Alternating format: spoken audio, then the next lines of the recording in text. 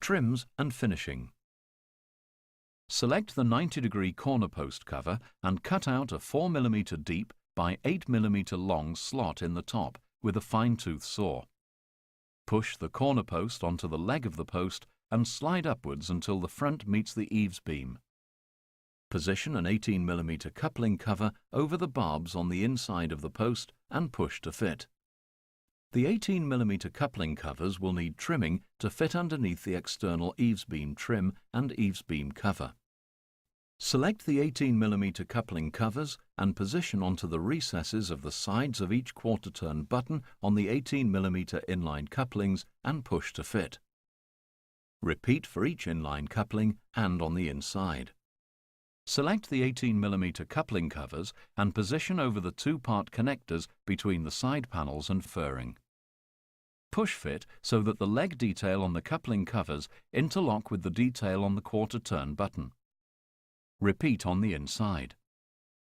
Select the eaves beam end cap and position over the open end of the eaves beam.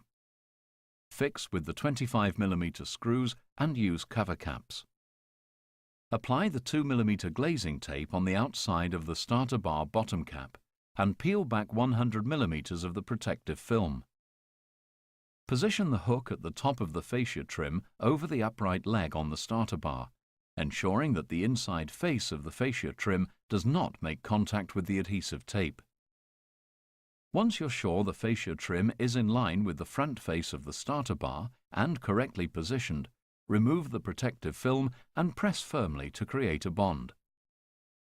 When the fascia trim is attached, fix the starter end cap to the end of the starter bar using the 25 mm screws and insert the screw cover cap.